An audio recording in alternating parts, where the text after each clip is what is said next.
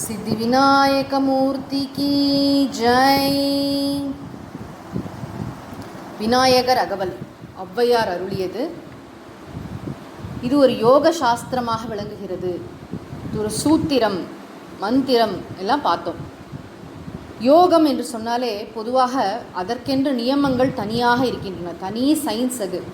அதை முறையாக கற்று அதை கடைப்பிடிப்பவர்களுக்கு தான் இதில் சொல்லப்பட்டிருக்கிற விஷயங்கள்லாம் நிஜமாகவே அனுபவத்தில் பார்க்க முடியும். அப்புறம் ஏன் நம்ம விநாயகர் அகவல் படிக்கிறோம் அப்படின்னு சொன்னால், இதை பாராயணம் செய்தாலே நமக்கு நிறைய புண்ணியங்கள் சேரும். நமக்கு நிறைய நல்ல ஆன்மீக வாழ்க்கைக்கான முன்னேற்ற பாதை திறக்கும். விநாயக பெருமானின் பேரருள் நமக்கு கிடைக்கும் அப்படிங்கிறதுக்காக இதை படிக்கிறோம். வெறுமன பாராயணம் செய்கிறத விட கொஞ்சம் பொருள் தெரிந்து கொண்டு பாராயணம் செய்தால் சொல்லிய பாட்டின் பொருள் உணர்ந்து சொல்லுவார்னு சொல்கிறாங்க இல்லையா, அது மாதிரி கொஞ்சம் பொருள் தெரிஞ்சுக்கிட்டால் நமக்கு இன்னும் நன்றாக ஸ்ரத்தையுடன் சொல்ல முடியுங்கிறதுக்காக படிக்கிறோம். அதனால் இந்த சொல்லப்பட்ட விஷயத்தை மட்டும் வைத்துக்கொண்டு நாம் எதையுமே பயிற்சி செய்து பார்க்க முடியாது. யோக சாஸ்திரம் என்பது ஒரு தனி துறை. அது தகுந்த ஆச்சாரியர்கிட்ட போய் அதற்குரிய நியமங்களை கடைப்பிடித்து, ஏன்னா யமம், நியமம், ஆசனம், பிராணாயாமம், பிரத்யாகாரம், தியானம், தாரணா, சமாதின்னு அதில் நிறைய படிக்கட்டுகள்லாம் இருக்குது. அஷ்டாங்க யோகம்னு இருக்குது. அதற்கென்று தனியான கிரமங்கள் இருக்குது. அதற்கு தகுந்த மாதிரி நம்ம எல்லாத்தையுமே மாற்றிக்க வேண்டியிருக்கும். நம்முடைய லைஃப் ஸ்டைல், வாழ்க்கை முறையே மாற்றணும். நம்முடைய உடல், மனம், பிராணன் எல்லாவற்றையும் கட்டி ஆளுகின்ற, அளப்பரும் ஆற்றலை அருள்கின்ற ஒரு திறவுகோல் தான் இந்த யோகம். இதெல்லாம் யாருக்கு புலப்படும் அப்படின்னா, யார் இதெல்லாம் முறையாக கடைப்பிடிக்கிறார்களோ அவர்களுக்கு அந்த அளப்பரிய சக்தியை அவர்கள் உணரலாம். நம்ம இந்த விஷயத்துக்கு பற்றி பொருள் தெரிஞ்சுக்கிறோம், அவ்வளோதான். தொடர்ந்து படிக்கலாம்.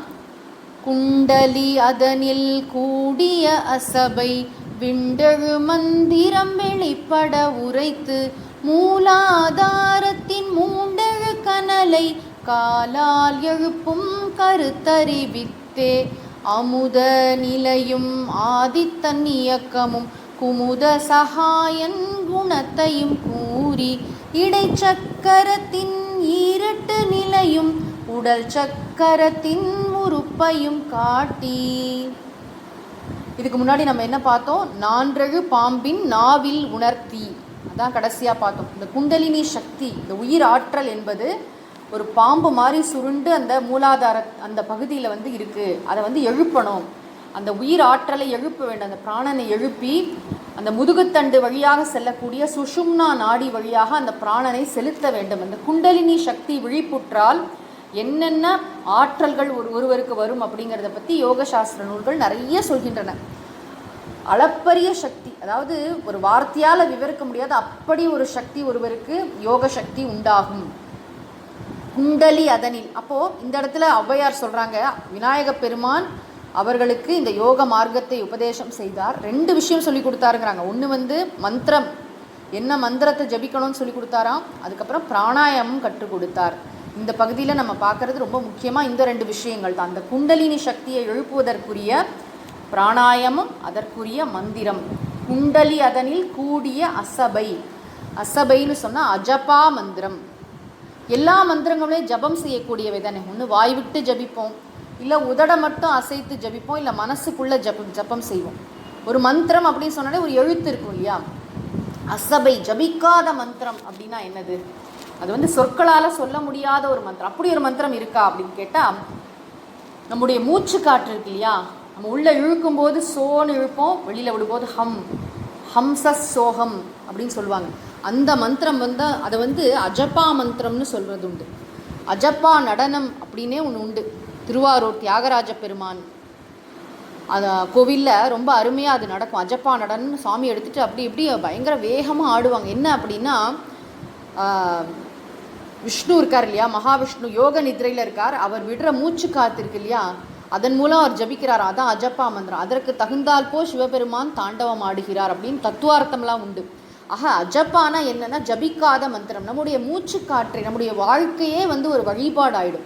இந்த யோக மார்க்கத்தில் போக போக ஒரு சாதாரண செயல்கள் கூட மூச்சு விடுற செயல் கூட ஒரு ஜபம். அதான் அஜப்பா மந்திரம்.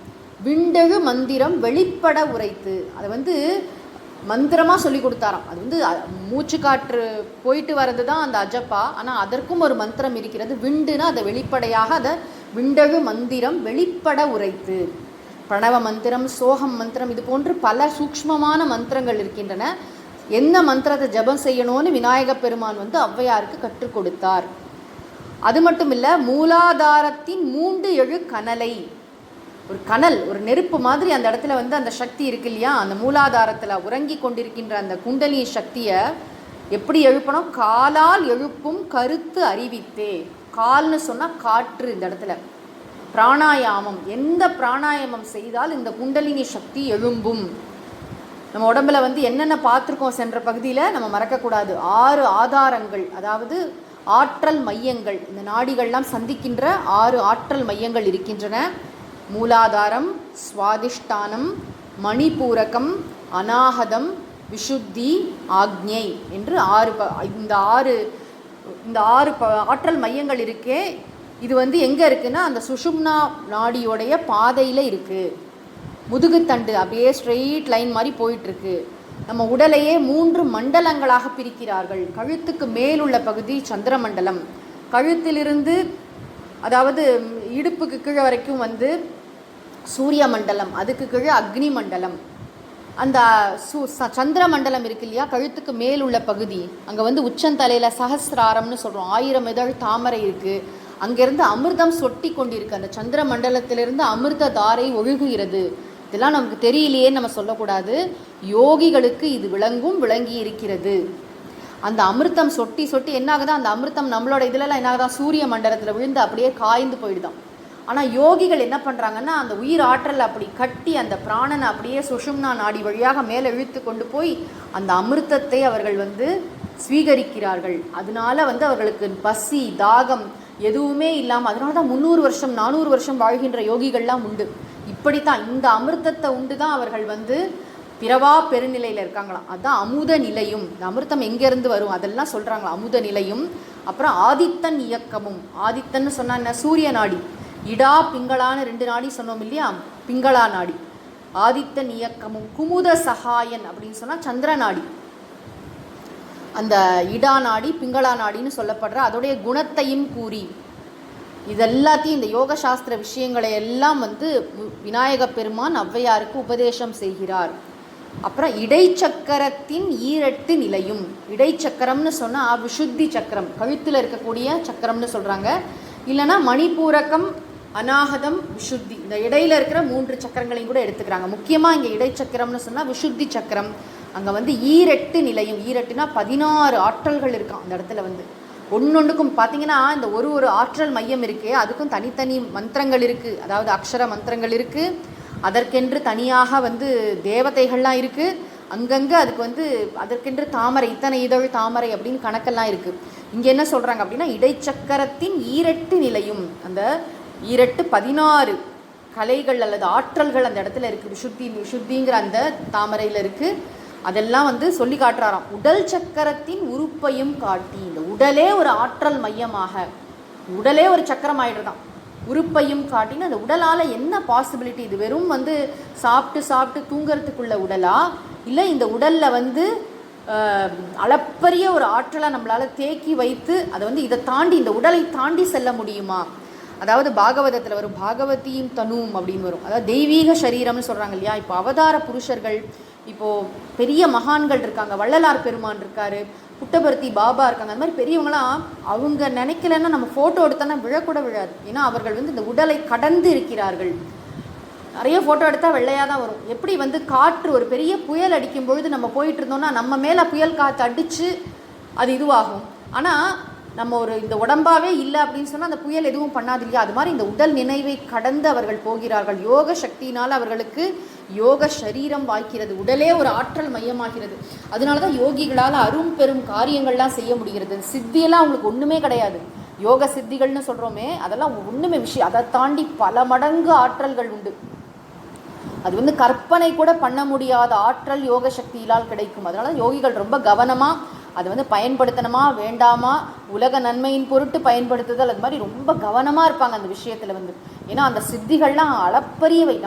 நமக்கு வந்து நம்ம உடம்புக்கு எவ்வளோ சக்தி இருக்குது, நம்மளோட மூளைக்கு எவ்வளோ சக்தி இருக்குது, பொதுவாக அந்த உடல் இந்த வாழ்க்கைக்கே எவ்வளோ சக்தி இருக்குங்கிறது நமக்கு புரியறதில்ல. நம்ம பாட்டுக்கு ரொம்ப சாதாரணமாக இதெல்லாம் நம்ம கையாண்டுட்டு இருக்கோம். ஒரு ஏரோப்ளைனை எடுத்து ரோட்டில் ஓட்டினா எப்படி இருக்கும் அந்த மாதிரி பண்ணிகிட்ருக்கோம்.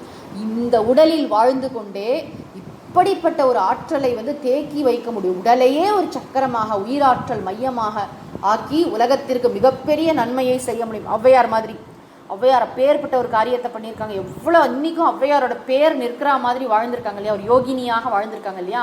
அப்படி வாழ முடியும். உடலை கட்டி, மனதை கட்டி, புத்தியை கட்டி, பிராணனை கட்டி, யோக மார்க்கத்தின் நிலை பெற்று இந்த குண்டலினி சக்தியை எழுப்பி சுஷும்னா துவாரம் வழியாக, அந்த நாடி வழியாக அதை மேலே எழச் செய்து இப்படியெல்லாம் அந்த யோக பயிற்சியை மேற்கொண்டால் உடலே ஒரு சக்கரமாக மாறும். உடல் சக்கரத்தின் உறுப்பையும் காட்டி தொடர்ந்து நம்ம அடுத்த பகுதியில் இன்னும் மேலும் பார்க்கலாம்.